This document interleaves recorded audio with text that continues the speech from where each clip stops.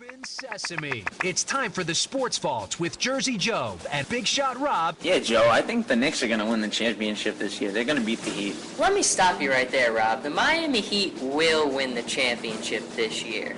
It's back-to-back titles for the Heat. The 2013 NBA championship resides once again in Miami. The Madden cover winner in 2012 was Peyton Hillis. Peyton who? Running room with the ends. Peyton Hillis is loose. Sprint to the end zone. Touchdown.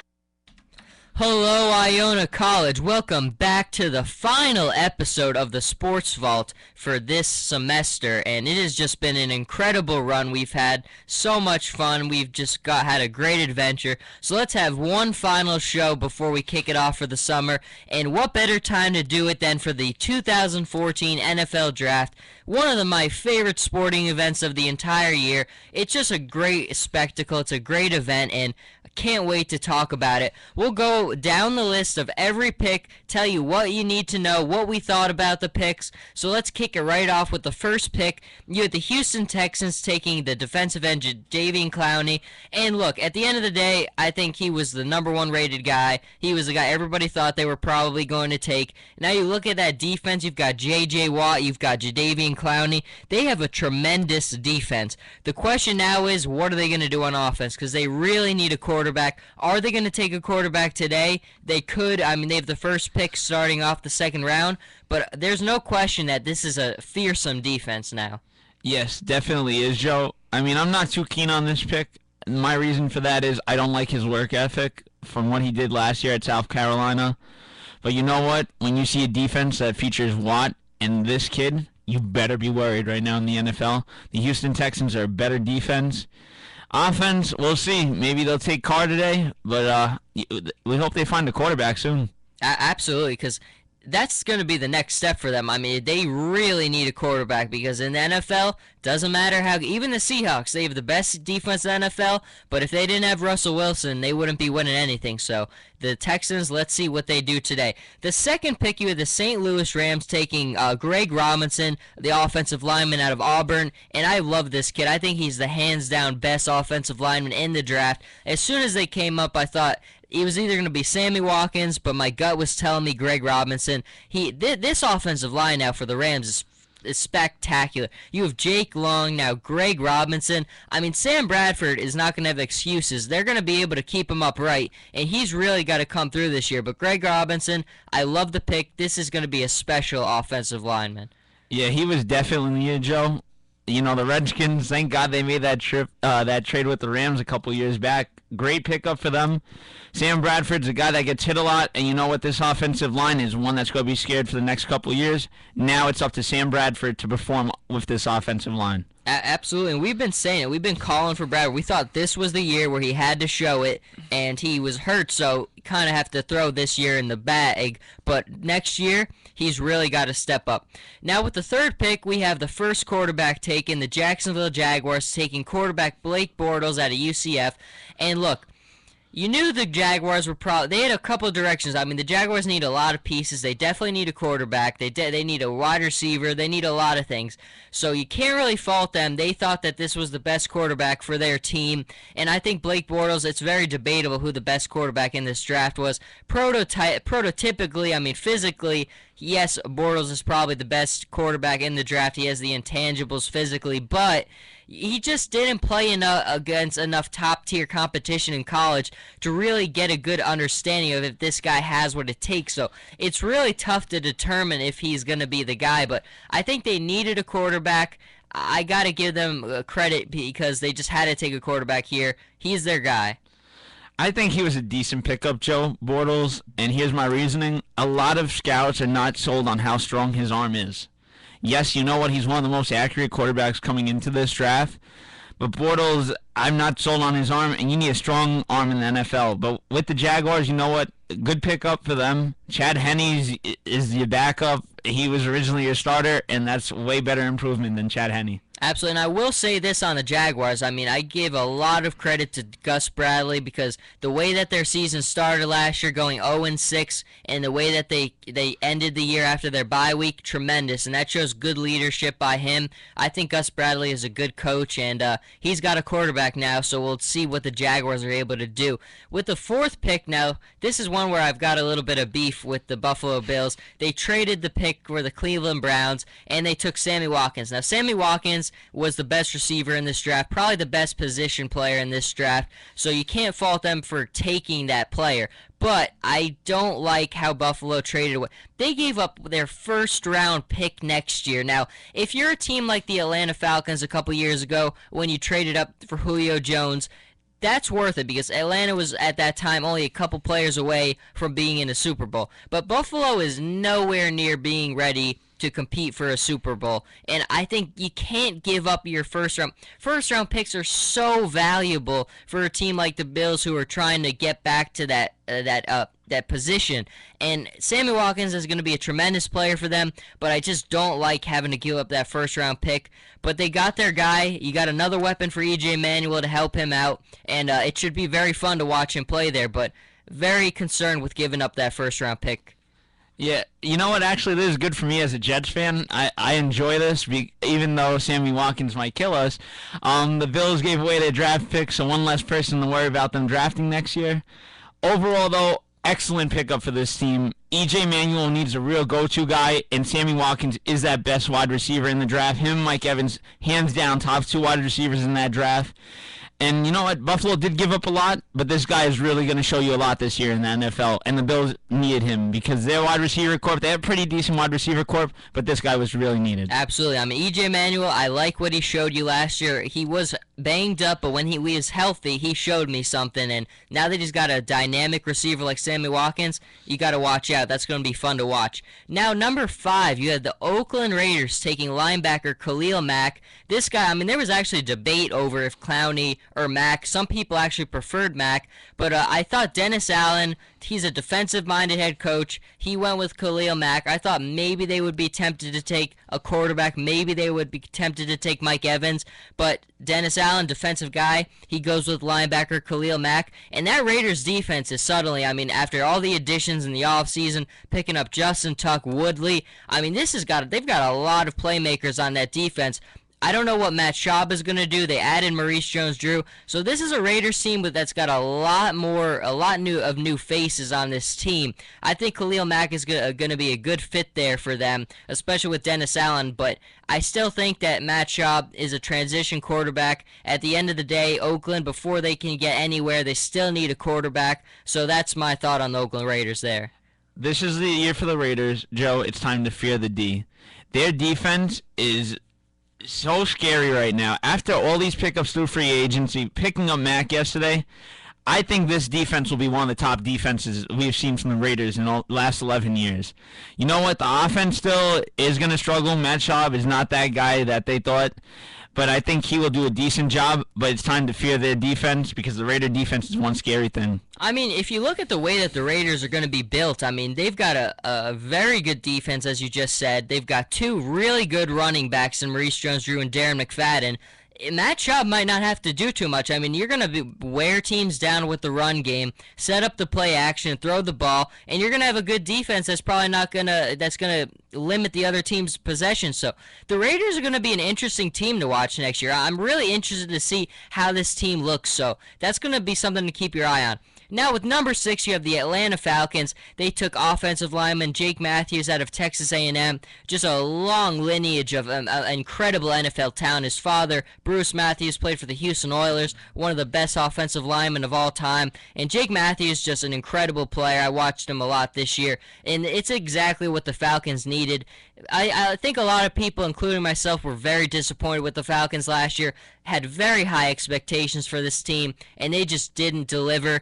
I look at kind of Phillip Rivers when the Chargers started to decline, and Eli Manning last year. What was the problem there? The offensive line was just being destroyed, and I think this is exactly what Atlanta needs. They rebuild that offensive line, you keep Matt Ryan upright, and this team is going to get back to where they left off in losing the championship game to the Seahawks.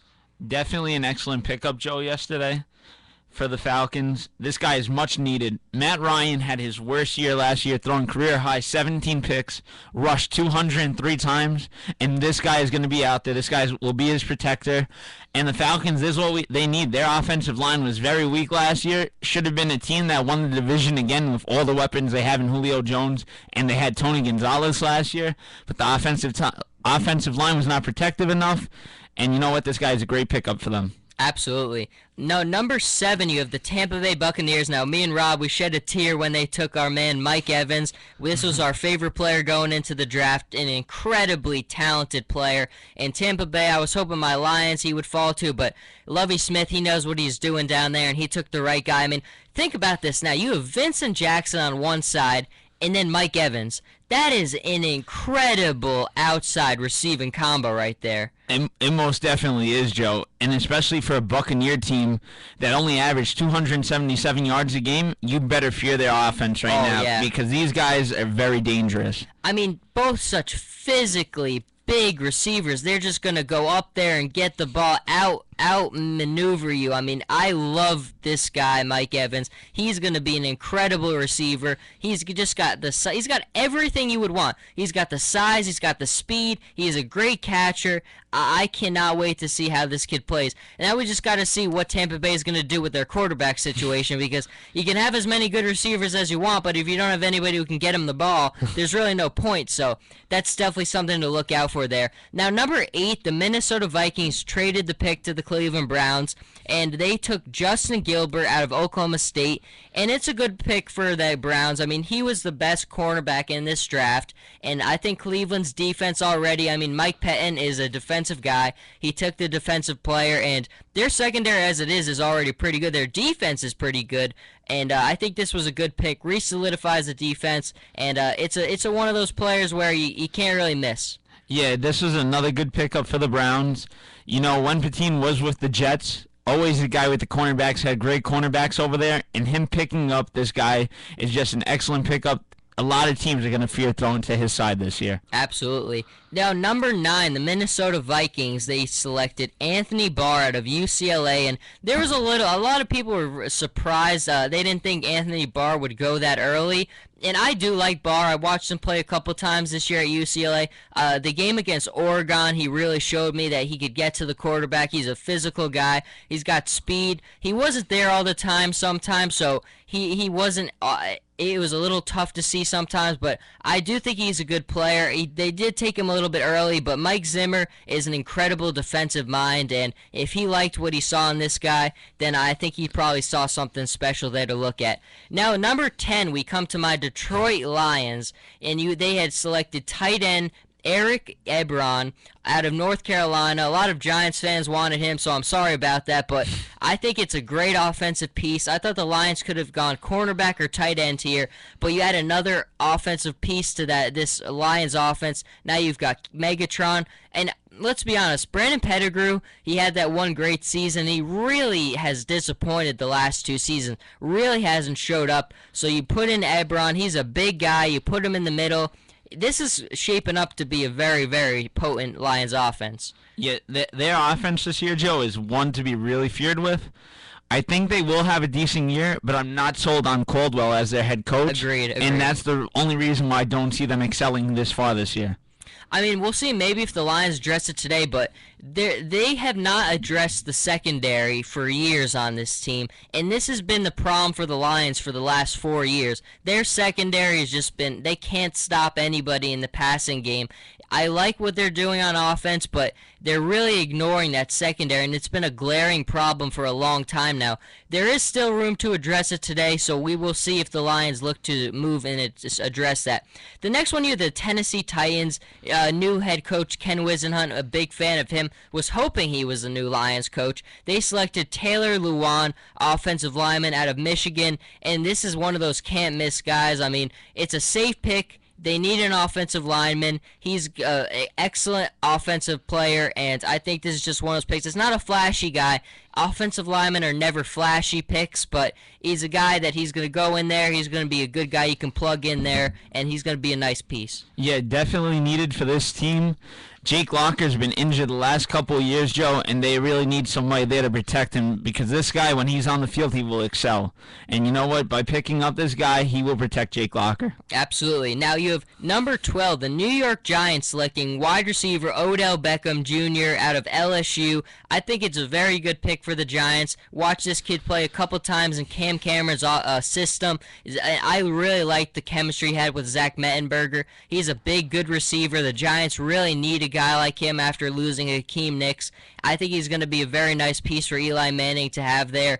I think the Giants could have gone offensive lineman here. They could have gone with a corner. They could have gone with a couple things here, but they took an offensive player, and I think it was a good pick. You know, Joe, I think this was a good pick in a way. You know what? You found your replacement for Hakeem Nicks, but I'm really not too sold on it because of the fact that the offensive line is something that needs to be protected right now, and that's really scary because Manning was abused last year, and he really needs some protection right now. Good thoughts. We have a caller on the line, so I'm going to pick up the phone. Let's see who the caller is. We have a caller on the line. Hello, caller.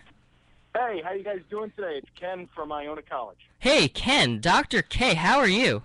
Dr. K calling in. I just wanted to talk a little bit about the draft. All right, let's shoot. What do you want to know? Well, I got a question for you, Jersey Joe. All right.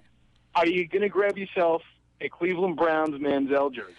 That's a good question there. You know, if he went to the Jaguars, I would have definitely picked up a Johnny Manziel Jaguars jersey just because I don't have one right now. Maurice Jones-Drew is gone, so I don't have one. But I do not think I will be picking up a Cleveland Browns Johnny Manziel jersey. Do you think he fell too far, or was that in your mock draft? I thought the Browns were going to take him originally. I thought they were going to take him with that pick in the 4th, but I was surprised. But I think it worked out well for Cleveland because they got the best corner in the draft. They traded back, and they were still able to get Manziel. I think they planned on taking him all along, but they were able to get him and the best corner in the draft. So you got to give a lot of credit to Cleveland. They did a really nice job there. Yeah, I think the Browns had a really good draft, and they needed one, especially with the way they've been playing Absolutely. During the last decade. But who do you think did the worst in the first round? Who was the loser? The worst in the first round. Here's the thing. I think almost every team in this draft addressed, some teams went a safe route, but I think everybody took a need. I think a lot of teams sometimes are tempted to take the best player on the board, but I think every team here addressed their best need. I don't know if I can really say if there was a team that didn't do what they needed to. I think everybody really did a good job at addressing their need. What about you, Rob? Do you think that anybody did you see anything? I'm still not sold on Bortles. I would have gone with the Jaguars. I would have gone with Manziel at 3. I just feel Manziel's a better, faster quarterback.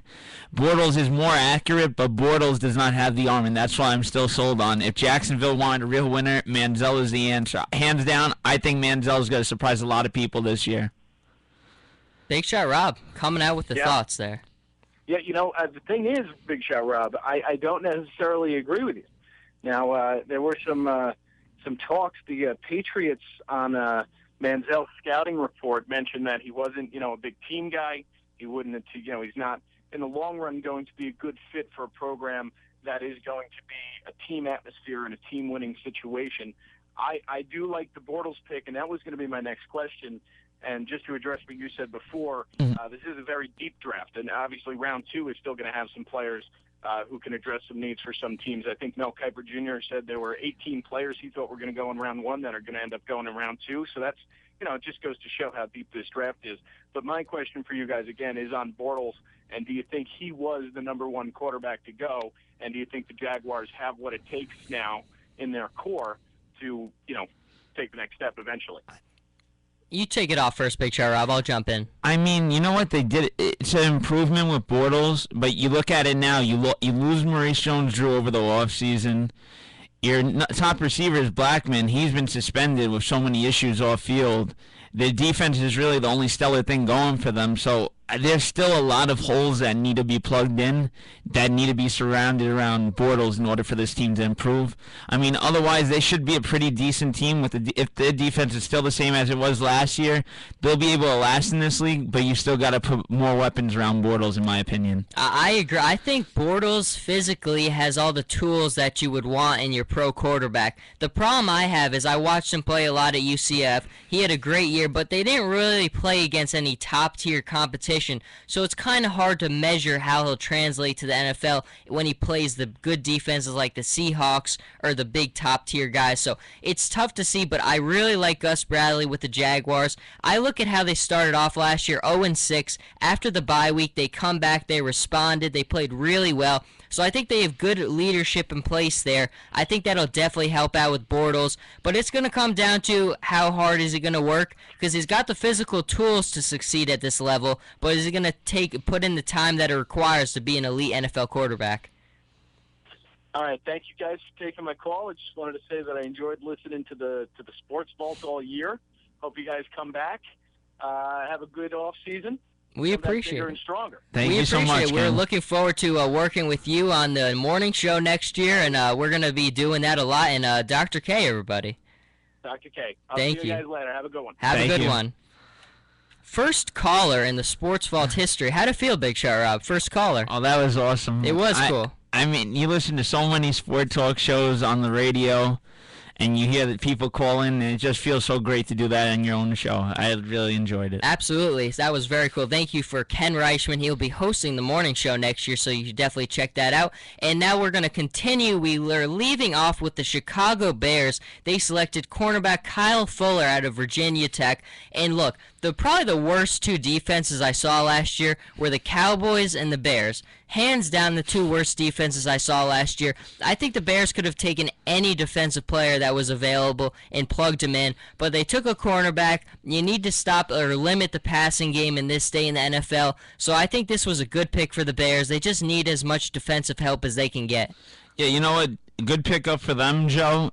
Jay Cutler cannot just win it all with the offense he has with Brandon Marshall. They can't all just put in all that work. And this Bears defense has struggled over the last couple of years. I remember back when they played the Colts in the Super Bowl, that was an elite Bears defense, one of the most unstoppable defenses in the league. And since then, they've pretty much gone a little bit downhill. They've played great, but gone downhill. We saw last year versus the Packers, Aaron Rodgers, Week 17, nice easy pass right over the Bears.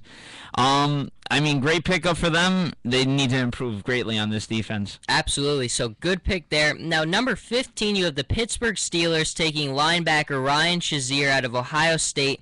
And my only problem here is I watched Ohio State a lot this year, and their defense was just not good this year. It really wasn't. I was extremely disappointed. That's why they lost to Clemson that in the Orange Bowl. That's why they lost to Michigan State. I'm sorry, they lost to Michigan State, and they lost to Clemson. They just did not have what it took. Their defense could not get the steps they needed. I do think Shazier is a good player, but I think he's a little bit overrated. I think people are giving him a lot of credit, and I blame him a little bit for the way Ohio State's defense was this year.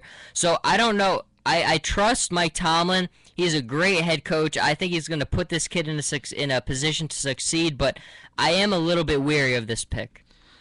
Yeah, you know what? It's a little bit weary, Joe, but when you look at it, the Steelers' defense over the last couple of years, they've been getting older and older, those guys, and it's time to bring in some fresh meat for that Steelers' defense, especially if you want to win a Super Bowl with Ben Roethlisberger in the next couple of years because his time is almost done. So, you know what? In a way, though, he is a great addition for this defense. Watch out for them. I'm telling you now. All right. Big Shot Rob likes the Steelers. I like the enthusiasm. Now, we're going to do one more pick, and then we will go to a break and come back and finish off the rest. So we will stop at number 16, the Dallas Cowboys. So let's go right to that. The Dallas Cowboys at 16, man, when Johnny Manziel was still on the board, it was so exciting to see what would happen here. If Jerry Jones actually took Johnny Manziel here, ESPN would have just had the internet, everything would have just been blowing up if he took Manziel here. People would have just been going nuts, but he didn't. You actually have to give the Cowboys credit here, as much as it pains me to say. They took the offensive lineman, Zach Martin, out of Notre Dame. It's such a versatile offensive lineman. You could plug him in so many spots. This guy is a really good player, and that Cowboys offensive line needs help. and he's going to really help them out. But the Cowboys have a lot of problems to address, primarily on defense, but they have an offense, they have a good quarterback, they're going to help keep them upright. This was a good pick for the Cowboys. First time in a long time it's been a good pick. I don't like this pick. Really? Yeah. Wow. And my reason is the Cowboys were abused last year on defense. Worst on defense the in deep the ball. NFL. The secondary was destroyed. And my main concern, I think, was getting a safety, I would say, for this Cowboys team. A safety or a good corner. I mean, Jerry Jones hyped up Manziel way too much, Joe. Before this draft, the last couple of days, hyped it up. Oh, if he's with us, he's ending up with us. I don't understand what hyping him up was. In a way, if the Cowboys did draft him, I would have actually liked that pickup because I'm a little bit scared to see how Romo's going to be coming back from this back surgery. That's a serious surgery, and you don't know how some quarterbacks are going to take. They take a long time to heal from that. Otherwise, though, I really am not sold on this pick whatsoever. They needed a defensive player, and they did not get one. That's a fair point because you had Justin Verrett out of TCU who the Chargers took, and then you had the kid from Michigan State. Those are two excellent corners, and the Cowboys could have taken those guys. They also could have taken Calvin Pryor, who the Jets took, but they didn't. So that's a fair point. I mean, they did take a good player, but was that necessarily the thing they needed the most? No. So that's a good point there by Rob. But that's going to do it. When we come back, we will finish off. We're going to talk NBA, the NHL playoffs, so much stuff to get to. So stay with us, and we will be right back.